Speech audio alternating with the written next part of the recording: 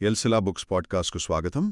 ఈరోజు మనం 100 క్రితం ఆర్ఏ టోరీ రచించిన క్రీస్తు కోసం ఎలా పని చెయ్యాలి అనే పుస్తకంలోని ఒక అద్భుతమైన భాగాన్ని లోతుగా చూడబోతున్నాం. అవునండి. ముఖ్యంగా ఒక ప్రసంగాన్ని అంటే ఒక సందేశాన్ని ఎలా సిద్ధం చేసుకోవాలి అనే దానిపై ఆయన ఇచ్చిన సూత్రాలు. అవి ఈనాటికి ఎంతగానో ఉపయోగపడతాయి. కరెక్ట్. ఇది కేవలం మత ప్రబోధకులకే కాదు, నాకైతే ఒక బిజినెస్ ప్రెజెంటేషన్ ఇచ్చేవాళ్లకైనా, పబ్లిక్గా మాట్లాడాలనుకునే ఎవరైనా ఇదొక పవర్ఫుల్ టూల్ కిట్ లాగా అనిపించింది. మీరు టూల్ కిట్ అనడం చాలా కరెక్ట్. ఎందుకంటే టోరీ ఇచ్చింది కేవలం థియరీ కాదు, ఒక ప్రాక్టికల్ వర్క్షాప్ లాంటిదన్నమాట. అంటే స్టెప్ బై స్టెప్ ప్లాన్ లాగా. అవును. ఒక సందేశాన్ని స్పష్టంగా, బలంగా, గుర్తుండిపోయేలా ఎలా నిర్మించాలి అనే దానికి ఆయన ఒక పక్కా ప్లాన్ ఇచ్చారు. ఈరోజు మనం ఆ ప్లాన్లోని ప్రతి అడుగును విడమర్చి చూద్దాం. సరే, అయితే మొదలు పెడదాం. టోరీ చెప్పిన మొదటి అత్యంత ముఖ్యమైన సూత్రం ఏంటది? మొదట మీ వాక్యం లేదా అంశాన్ని పొందండి. వినడానికి చాలా సింపుల్గా ఉంది గదా. అవును. కానీ చాలామంది చేసే మొదటి తప్పే ఇది అని ఆయన అంటారు. అసలు దేన్ని గురించి మాట్లాడుతున్నారో ఒక స్పష్టత లేకుండానే మాట్లాడటం మొదలు పెడతారు. ప్రసంగం పూర్తయ్యాక చెప్పిన వాళ్లగ్గాని విన్నవాళ్లగ్గాని ఏమీ అర్థం కాదు. సరిగ్గా అదే. ఇక్కడ ఆయన చాలా ఘాటైన విమర్శ కూడా చేస్తారు. కొంతమంది ఏ తయారీ లేకుండా వేదికెక్కి నీ నోరు పెద్దదిగా తెరువు, నేను దాన్ని నింపుతాను అనే దేవుని వాక్యాన్ని తమ సోమరితనానికి ఒక కవచంగా వాడుకుంటారని అంటారు. ఓ అలాగా. అంటే దేవుడే చూసుకుంటాడులే అని వదిలేయడం. అవును. కాని ఆ వాగ్దానం మనకు సిద్ధపడటానికి సమయం లేనప్పుడు, అత్యవసర పరిస్థితుల్లో ధైర్యంగా మాట్లాడటానికిచ్చింది కాని మన బద్ధకాన్ని ప్రోత్సహించడానికి కాదనమాట. కరెక్ట్. అంటే ఈ రోజుల్లో మనం చెప్పాలంటే ఆల్ జస్ట్ వింగ్ ఇట్ అనే యాటిట్యూడ్ని ఆయన అస్సలు ఒప్పుకోరు. దైవిక ప్రేరణ అనేది మన కష్టానికి, మన తయారీకి తోడవుతుంది కాని దానికి ప్రత్యామ్నాయం కాదు. మరి ఆ సరైన అంశాన్ని ఎలా ఎంచుకోవాలి? టోరీ ఏమైనా పద్ధతులు చెప్పారా? చెప్పారండి. ఒక 4 పద్ధతులు చెప్పారు. అందులో మొదటిది చాలా సింపుల్. దేవుణ్ణి అడగండి. ప్రార్థన ద్వారా. అవును. ఇక రెండవది, ఇది చాలా ప్రాక్టికల్. ఒక టెక్స్ట్ బుక్ ఉంచుకోండి. అంటే ఒక చిన్న నోట్బుక్ అన్నమాట. ఆలోచనలు వచ్చినప్పుడు రాసుకోవడానికి. ఎగ్జాక్ట్లీ. మనకు ఆలోచనలు ఎప్పుడు వస్తాయో తెలీదు కదా. నడుస్తున్నప్పుడు, చదువుతున్నప్పుడు ఎప్పుడైనా రావచ్చు. అవి వచ్చిన వెంటనే రాసుకోవాలి. దీనికి సంబంధించి ఒక కథ కూడా చెబుతారు కదా ఆయన. అవును. రాల్ఫ్ వాల్డో ఎమర్సన్ గురించి. ఆయనొకసారి అర్ధరాత్రి లేచి చీకట్లో ఏదో వెతుకుతుంటే భార్య అడిగిందట, ఏం చేస్తున్నారు అని. దానికి ఆయనేమన్నారు? నాకొక ఆలోచన వచ్చింది, దాన్ని పోగొట్టుకోకముందే భద్రపరచాలి అన్నారట. అంటే ఆలోచనలను పట్టుకోవడం అంత ముఖ్యం. చాలా బావుంది. ఒకటి పూర్తిగా ఆధ్యాత్మికమైనది, ప్రార్థించడం. రెండవది పూర్తిగా ప్రాక్టికల్, నోట్బుక్ పెట్టుకోవడం. అవును. ఒకవైపు దైవిక ప్రేరణ కోసం ఎదురుచూడటం, మరోవైపు మన క్రమశిక్షణతో కూడిన అలవాటు. ఈ రెండింటి కలయికలోనే అసలు మ్యాజికుందని టోరీ నమ్మినట్టున్నారు. నిజమే. ఇక మూడో పద్ధతి, బైబిల్లోని ఒక పుస్తకాన్ని క్రమపద్ధతిలో వివరించడం. ఒక సిరీస్ లాగా. ఓ, ఒక సిరీస్ లాగా. అవును. కాని ఇక్కడే ఆయన ఒక హెచ్చరిక ఇస్తారు. ఇది చాలా జాగ్రత్తగా చెయ్యాలి, లేదంటే వినేవారికి చాలా విసుగు పుట్టించే ప్రమాదముందని. ఇక నాల్గవది, ఒక వాక్యం మనల్ని ఆకట్టుకునే వరకు బైబిల్ చదవడం. ఇది జార్జ్ ముల్లర్ అనుసరించిన పద్ధతట.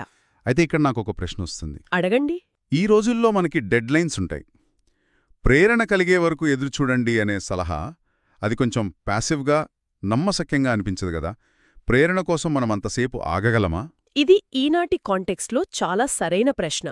టోరీ ఉద్దేశం ప్యాసివ్గా ఉండమని కాదు, ఇమ్మర్షన్ అని నేననుకుంటున్నాను. ఇమ్మర్షన్ అంటే మన అంశంలో పూర్తిగా మునిగిపోవడం.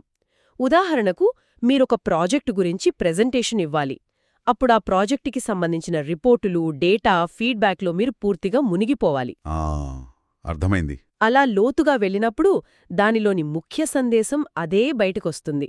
మనం బలవంతంగా సృష్టించాల్సిన అవసరం ఉండదు.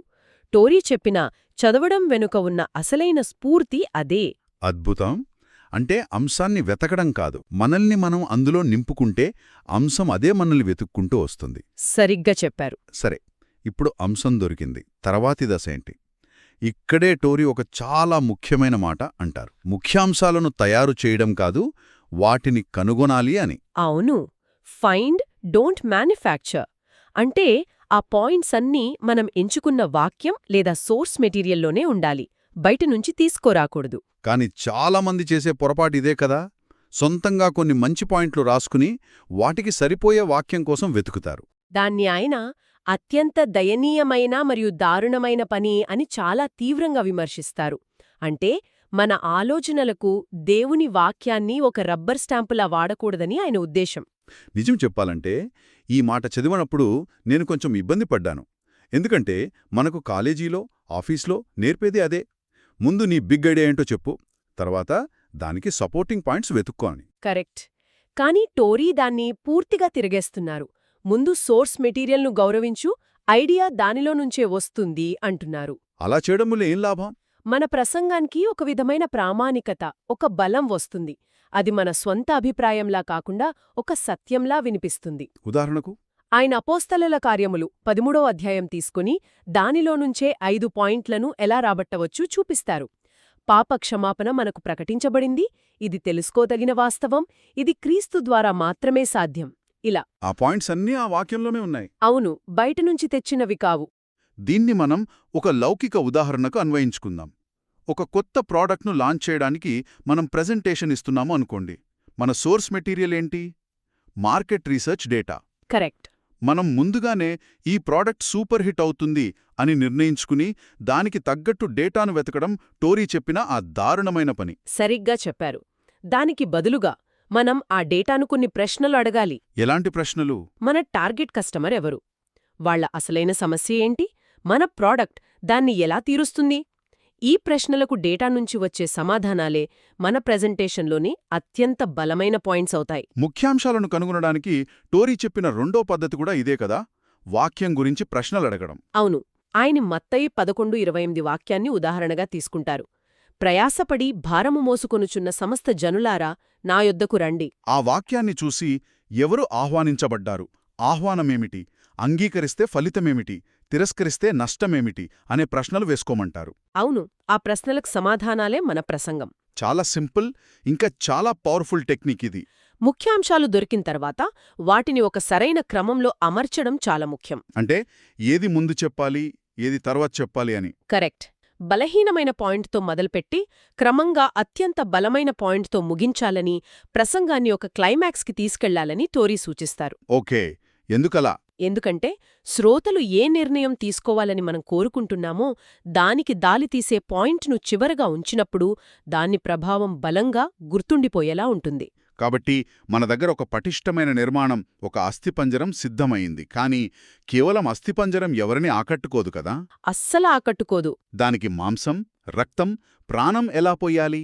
ఇక్కడి నుంచే ప్రసంగాన్ని ఆకట్టుకునేలా మల్చడం గురించి టోరీ చెప్పిన విషయాలు మొదలవుతాయి. అవును, ప్రసంగంలో అత్యంత ముఖ్యమైన భాగాలు పరిచయం మరియు ముగింపు అని ఆయన గట్టిగా చెప్తారు. Intro and conclusion. ఇక్కడ టోరీ ఒక అద్భుతమైన పోలిక చెప్తారు. చాలామంది ప్రసంగికులు ఒక పర్ఫెక్ట్, అందమైన ప్రసంగం ఇవ్వడానికి ప్రయత్నిస్తారు. కాని కోర్టులోని ఒక లాయర్ కేసు గెలవడమే లక్ష్యంగా పెట్టుకుంటాడు. ఎగ్జాక్ట్లీ. మన లక్ష్యం కూడా అందమైన ప్రసంగం ఇవ్వడం కాదు, శ్రోతల హృదయాలను గెలవడం, వారిని కదిలించేలా, ఒక చర్యకు పురికొల్పేలా మన ముగింపుండాలి. కేవలం చప్పట్లు కొట్టించి పంపేది కాదు, ఆలోచింపజేసి పంపేదిగా ఉండాలి. అవును. మరి ప్రసంగం మధ్యలో శ్రోతల ఏకాగ్రతను ఎలా నిలపాలి? దీనికి టోరీ చెప్పిన ఆయుధం ఉదాహరణలు, ఇలస్ట్రేషన్స్. అవును, ఇలస్ట్రేషన్స్. ప్రతి అంశాన్ని స్పష్టం చేయడానికి, అది గుర్తుండిపోయేలా చేయడానికి ఉదాహరణలు వాడటం చాలా కీలకమంటారు. దీనివల్ల 5 ప్రయోజనాలున్నాయని వివరిస్తారు. ఏంటవి? 1. సత్యాన్ని స్పష్టం చేయడానికి. కొన్నిసార్లు ఒక క్లిష్టమైన భావన ఒక చిన్న కథతో తేలికగా అర్థమవుతుంది. నిజమే. 2. సత్యాన్ని మనసులో నాటడానికి. ఒక ఉదాహరణ మనసులో ఒక చిత్రంలా ముద్రించుకుపోతుంది. 3. గుర్తుంచుకోవడానికి కూడా సులభమవుతుంది కదా. కరెక్ట్. అదే ఆయన చెప్పే 3వ పాయింట్. సత్యాన్ని గుర్తుంచుకోవడానికి. ప్రసంగం మొత్తం మర్చిపోయినా ఆ కథ గుర్తుండిపోతుంది. 4వది, శ్రద్ధను ఆకర్షించి నిలపడానికి. కథ చెప్పడం మొదలుపెట్టగానే పక్కకు చూస్తున్నవాళ్లు కూడా మనవైపు తిరుగుతారు. ఇక చివరిది, 5వది. ఇది చాలా ముఖ్యం. మనసుకు విశ్రాంతినివ్వడానికి. నిరంతరాయంగా వాదనలు వింటున్న మెదడుకు ఒక కథ చిన్న విరామంలా పనిచేస్తుంది. ఇక్కడే టోరీ ఒక గొప్ప కథ చెబుతారు కదా, ఆ జాలరి కథ. అవును, అది అద్భుతమైన కథ. ఒక వ్యక్తి చాలా ఖరీదైన శాస్త్రీయంగా డిజైన్ చేసిన పరికరాలతో ఎంతో నైపుణ్యంతో చేపలు పట్టడానికి వెళ్తాడు. ఓకే. గంటల తరబడి ప్రయత్నించినా ఒక్క చేప కూడా దొరకదు. కాని అంతలోనే ఒక చిన్న పిల్లవాడు ఒక విరిగిన కర్ర దారంతో అక్కడికి వచ్చి వెంటనే ఒక పెద్ద చేపను పడతాడు. అవును. అప్పుడు టోరీ అంటారు, ఆ పిల్లవాడే ఉత్తమ జాలరి. ఎందుకంటే అతని లక్ష్యం పరికరాలను ప్రదర్శించడం కాదు, చేపను పట్టడం. వావ్! ఈ కథ ఈనాటికి ఎంత బాగా వర్తిస్తుందో. నిజమే కదా. మనం కొన్నిసార్లు ఖరీదైన power point slides, animations, technical జార్గన్తో ప్రసంగాలిస్తాం. కాని అసలు సందేశం అంటే ఆ చేప జనాలకు చేరదు. అవును.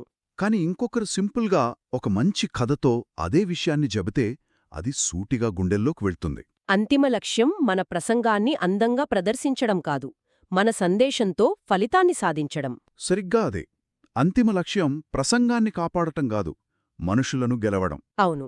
ఇక చివరిగా డెలివరీ అంటే ప్రసంగమివ్వడం. ఇక్కడ టోరీ చెప్పిన సలహా నాక్కొంచెం భయం కలిగించింది. ఏంటది? పూర్తిగా రాసి చదవద్దు అనడమా? అవును, అది మన స్వేచ్ఛను, ఆ సహజత్వాన్ని చంపేస్తుందనంటారు. అది చాలా రిస్క్ కదా. రిస్క్గా అనిపిస్తుంది, నిజమే. కాని దాని వెనక ఒక సైకాలజీ ఉంది. ఓ.